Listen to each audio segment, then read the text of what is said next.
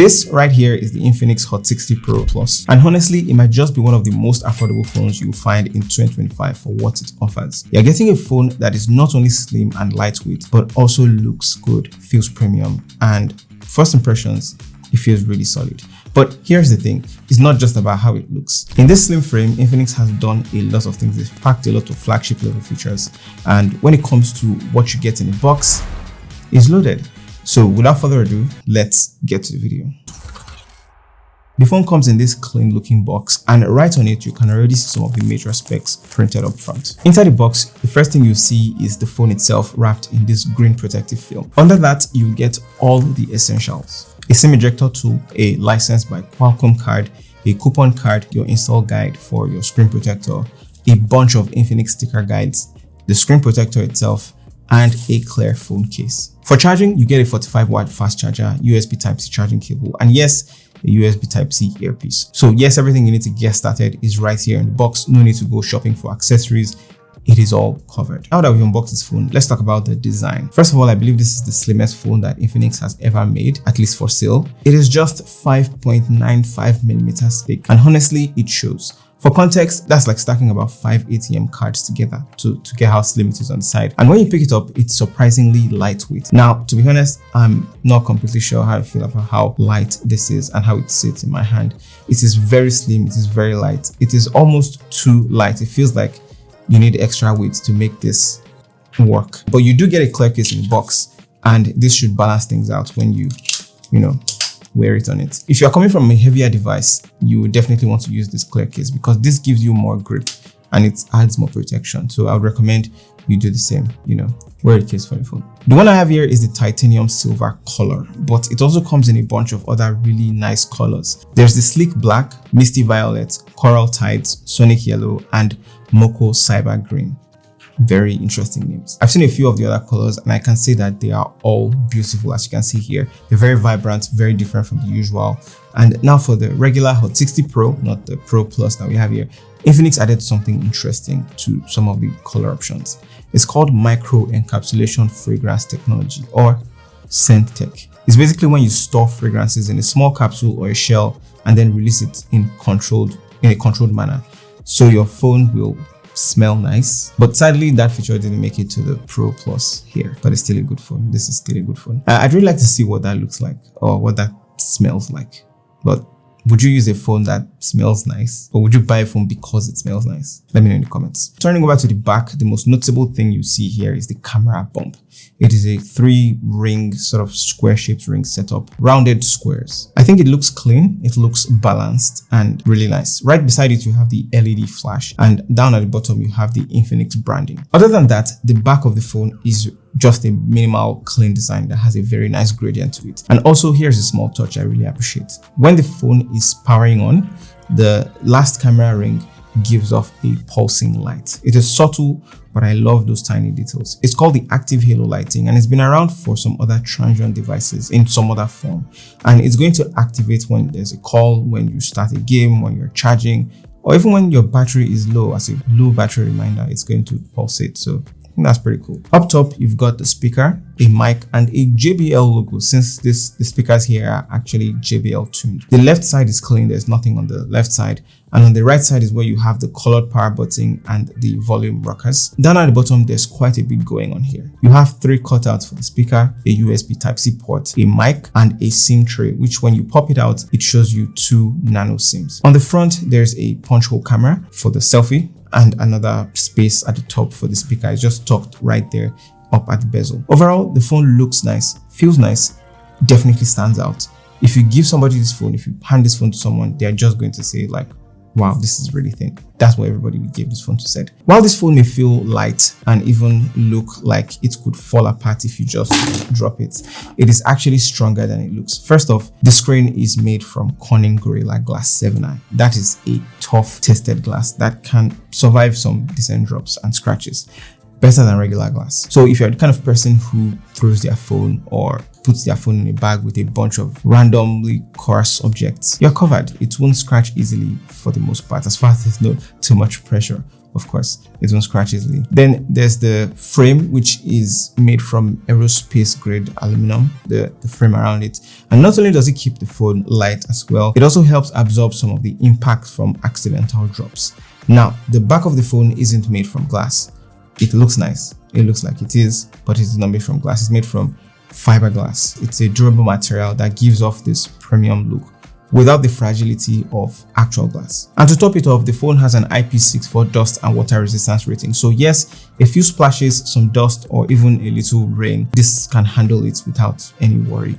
But do not go swimming with this. For extra protection, make sure you have the screen protector and the phone case on your phone. They come in the box for a reason, so use them. The case is stylish, the screen protector is fine, and I like that the edges are layered and slightly raised, which gives it better shock protection when it drops. Let's talk about the display. While some of the features here are pretty standard for the price range, others are honestly quite impressive and even a little unexpected. The Hot 60 Pro Plus comes with a 6.78-inch 1.5K AMOLED panel, and right out of the box, this looks good. Colors are vibrant, the blacks are deep, everything feels well balanced on the eyes, whether you're browsing, watching content, scrolling, doing anything on your phone, or going through apps. It just looks very good. Now, what even elevates this display further is the 144Hz refresh rate. And of course, there are options. There's the option to auto switch, which smartly adjusts the refresh rate based on what you're doing on your phone.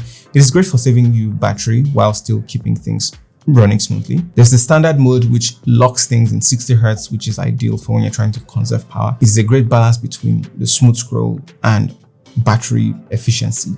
And then there's the full 144Hz mode, which I personally just prefer, where everything feels smooth. It's good for the gamers. There's the 2160Hz sampling rate. The difference is clear. It makes tapping and swiping during gameplay at least feel good, but just, keep an eye out for your battery. And even in daylight or very bright light, this display holds its own, and you get up to 4500 nits of peak brightness, so you don't have to squint or shield your phone when you're out in the sun. Plus, with adaptive brightness, it adjusts itself automatically when you're reading or gaming or watching video content out in the sun or in very bright lighting. As for the bezels, they're super thin, which gives you a 93.4% screen to body ratio. That means more screen to play with. It is great for immersive viewing, and it just makes the phone look even nicer. The sound from this phone is honestly not bad at all.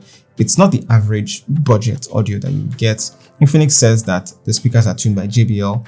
They said that they're DTS certified, but specs aside, testing it in the office, here's what it sounds like.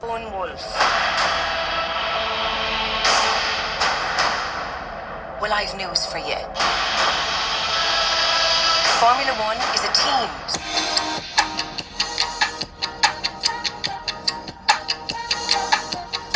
I think it sounds really good. Clear vocals, decent bass, no weird distortions, and it should fare okay in noisy environments like outdoors or during your commute. The overall audio experience is rich and immersive. There's no 3.5mm headphone jack or port here, but Infinix added a USB Type-C wired earpiece right in the box, and it also sounds good. So if you are not looking for a wireless option, you have a wired option that comes in the box. Now here's something that might sound familiar to you.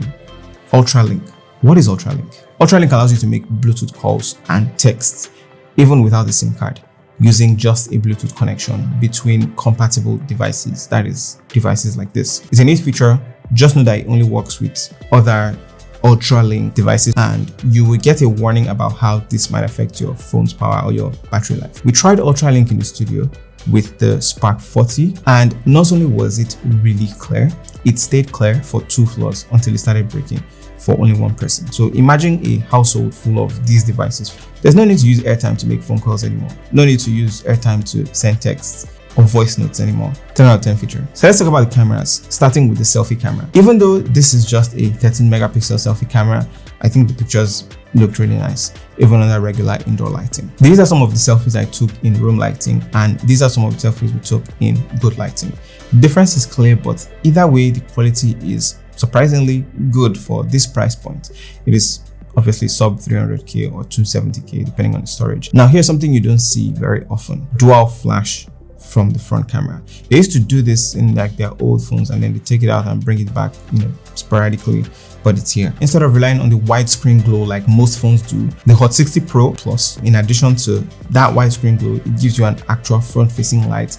So when you're taking pictures, selfies in low light or pitch dark conditions, your face will still be clearly visible. Now moving on to the rear camera, Infinix partnered with Sony on this one, and it shows you're getting a 50 megapixel Sony sensor, and the results are really impressive. The photos are sharp, detailed, well balanced, and portrait shots are not so bad. The subject separation is decent. Of course, they're using effect software, and the blur is also decent. Both the front and rear cameras can record video up to 2K at 30 frames per second and 1080p at up to 60 frames per second. For a phone in this price range, I think it's really packed with those features. If you want to go even a step further, you can tweak the image quality in the settings. You'll find options like HDR, which improves your highlights and shadows. You'll find horizontal leveling, which allows you to basically, it gives you a leveler when you're using your picture, so it can help you take straight shots. We actually use this a lot. There's also lens distortion correction, which helps you adjust any unnatural stretching in wide shots. Let's talk about shooting methods. You actually have the usual stuff like gesture shooting, where you hold your palm to the camera and it takes a picture. But you also do get voice shooting. Let's say I say something like capture. It takes a picture, and you can say cheese, and you take a picture. Yeah, it almost didn't work there. Anyway, it also has smile detection, where when you are smiling, it detects you smiling and then it takes a picture, or the other options. Anyway, there's also AI portrait enhancer, which smooths out your selfies. And if you prefer a more natural look, you can just turn it off. You get the bokeh mode, where you can manually adjust your aperture. Another feature you've got is video stabilization, or ultra steady. So here's a regular handheld clip with no stabilization, and here's the same movement with stabilization. So if you shoot handheld videos often, this will come in handy. So whether you're making content or you're just taking pictures casually, the Hot 60 Pro has a wide range of options for you. And for the price, it's giving you more than enough tools to at least get creative. And honestly, it's not something that you would expect to see in many phones in this price range. The Infinix Hot 60 Pro runs on the newly launched MediaTek Helio G200 6nm processor that's powerful enough for most tasks and is well optimized for your budget to mid-range devices. In daily use, this will handle your apps smoothly. It will open stuff quickly. You wouldn't notice any lag between screens or when you're switching tasks. It also runs on Android 15 with the XOS 15.1.1 layer on top of this. The new interface feels cleaner. I like the screensaver. And unlike previous Infinix phones, you do get the always on display AI themes, a lot more animations here. And Infinix is even promising up to 5 years of smooth performance. Something I'd say is somewhat reassuring if you are planning to use this. It's not like 5 years of upgrades or something, but I wish it was. In terms of memory, you've got two variants to choose from. You get 128 gigabytes or 256 gigabytes with 8 gigs of RAM plus 8 gigs of extended storage. And one small detail I really liked is that when you're downloading an app, it shows you the progress bar like a ring around the app, and it's it's on your home screen. I think it's a small touch, but it's really useful, especially when you are waiting for large apps or games to finish downloading. Infinix gave us a little more than the usual with battery. Instead of the typical 5000 mAh battery, they just bumped it up a little bit, 5160 mAh. It's a solid battery and you can get some light to moderate use and comfortably get a full day's use without reaching for your charger. In the studio, we try to drain this battery, which is the first thing we always do. Gaming, video, playback, and even with heavy usage like that, it lasted for hours. And it wasn't easy getting this down to zero, which is a good problem to have. And once it finally died, we plugged it in with the 45-watt charger that comes in the box. And here's how that went. It went from 0 to 100% in 64 minutes. And 0 to 50%, Infinix says it will take you 22 minutes. It actually took 30 minutes here, which is like just an 8-minute difference. It's also capable of 10-watt reverse charging. Would you consider getting the Infinix Hot 60 Pro Plus? I would specifically go for this because of the slimness and maybe that UltraLink feature. I really like that you can send, it's like a walkie-talkie. You can just send voice notes or call people in the same building without airtime. Sign me up. Anyway, let me know what you think about this phone in the comments below based on everything you've seen. And while you're there, just rate the phone from 1 to 10 based on everything you've seen. I would rate it a solid 8.9 out of 10. I'll keep the 1.1 to myself. But yeah, let me know what you guys think about this phone in the comments below. Thank you so much for watching, and I'll catch you guys in the very next one.